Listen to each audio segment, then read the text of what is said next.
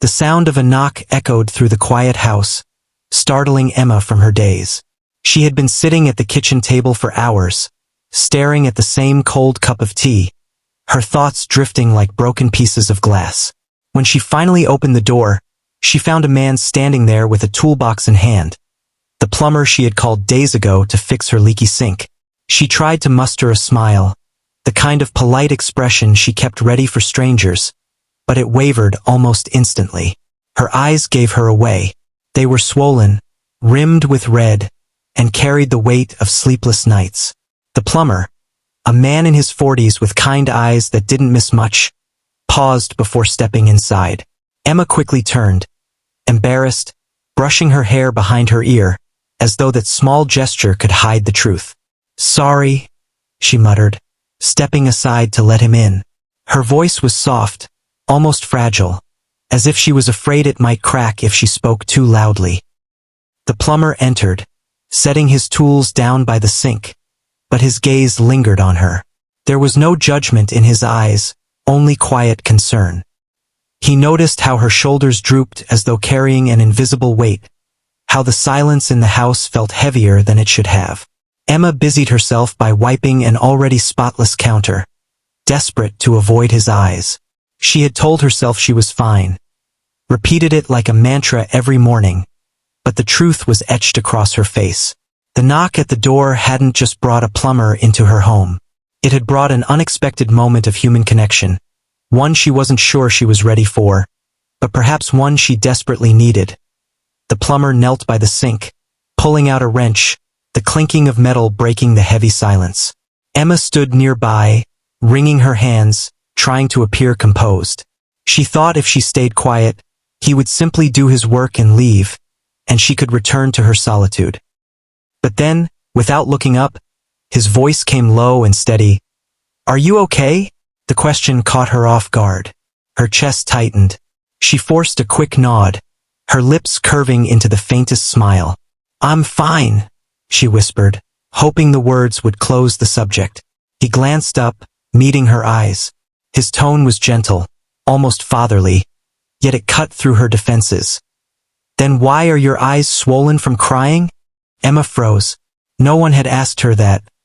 Not the neighbors, not even the cashier at the grocery store who had noticed her red eyes weeks ago.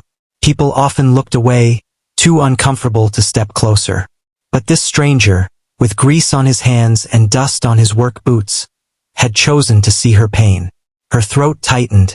She tried to swallow the rising lump, but her voice broke as tears welled again. "It's nothing," she began, then shook her head. "No, it's not nothing. She inhaled shakily. "Today would have been my husband's birthday. He passed a few months ago, and I thought I was getting better. But this morning..." Her voice cracked, the words dissolving into quiet sobs. The plumber set his wrench aside. He didn't speak, didn't rush to fill the silence. He simply listened, his presence steady, allowing her to finally let the truth spill out. For the first time in weeks, Emma felt a sliver of relief. Someone had noticed, and more importantly, someone cared enough to ask. Emma wiped at her cheeks, embarrassed for breaking down in front of a stranger. "I'm sorry," she whispered, retreating toward the kitchen table. "You're here to work, not to listen to me falling apart." But the plumber didn't look inconvenienced. He crouched by the half-opened cabinet beneath the sink, then slowly stood and brushed his hands against his jeans. "Pipes can wait a few minutes," he said softly. His tone wasn't casual, it carried the weight of sincerity, the kind that doesn't need embellishment. Emma lowered her eyes, unsure how to respond. She was used to people offering hurried condolences or changing the subject when things became too heavy. She wasn't used to someone pausing their day simply to sit with her grief. After a moment of silence, the plumber asked gently, "Have you eaten today?" Emma blinked, startled by the question. She thought back and realized she hadn't. The morning had slipped away in waves of tears, and even yesterday, her meals had been little more than toast and coffee. "Not really," she admitted, her voice barely audible. The plumber nodded once, as though her answer confirmed something he had already sensed. He picked up his keys. I'll be back in a bit, he said matter-of-factly. Emma frowned, confused. But the sink can wait, he interrupted kindly, heading toward the door. You can't. Within 20 minutes, he returned carrying a paper bag from a nearby diner. The smell of warm soup and fresh bread filled the room. He set it down in front of her and smiled. Eat first, then I'll fix the leak. Emma stared at the bag, stunned. It wasn't just food. It was proof that a small act of kindness could reach into the deepest cracks of her loneliness. The smell of warm soup filled the kitchen as Emma sat at the table, her hands wrapped around the steaming cup. She hadn't realized how hungry she was until the first spoonful touched her lips. The plumber worked quietly beneath the sink, the clink of his tools steady and rhythmic, a sound that somehow felt grounding. After a few moments, his voice broke the silence.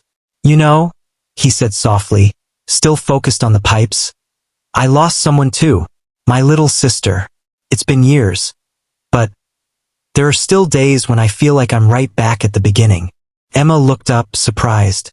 His tone wasn't dramatic. It was simple, honest. For the first time, she felt seen not as a widow stuck in grief, but as a human being whose pain was shared and understood. He continued, people tell you time heals. Maybe it does, but it also teaches you to carry the love differently. Some days it feels heavy. Other days, it makes you stronger.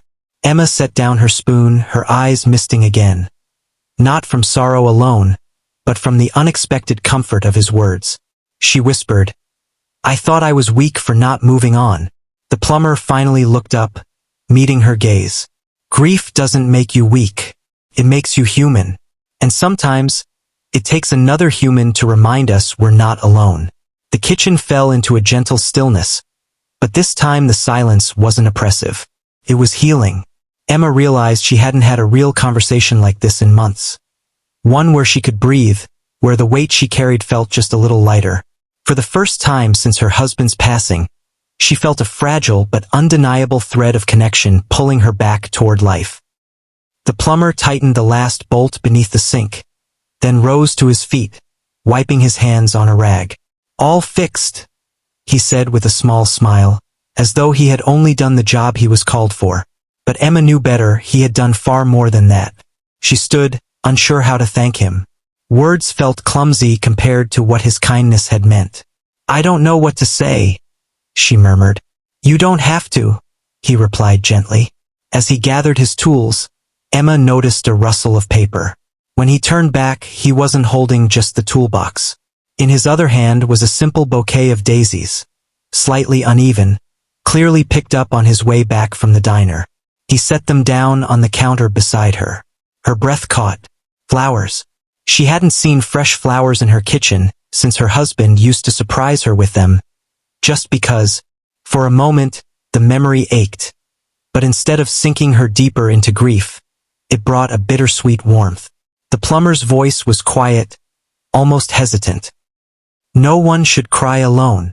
Emma felt her eyes fill, but this time the tears were different. They weren't heavy with despair. They shimmered with gratitude. She touched the daisies gently, as though they were something fragile and sacred. Then, for the first time in months, she smiled. A small, trembling smile, but real. The plumber nodded, satisfied, and headed toward the door. Emma called after him, her voice steadier than she expected. Thank you for seeing me. He paused, met her gaze, and simply said, That's what we're here for. As the door closed, Emma stood in her quiet kitchen, but it no longer felt empty. Instead, it carried the echo of kindness and the beginning of hope.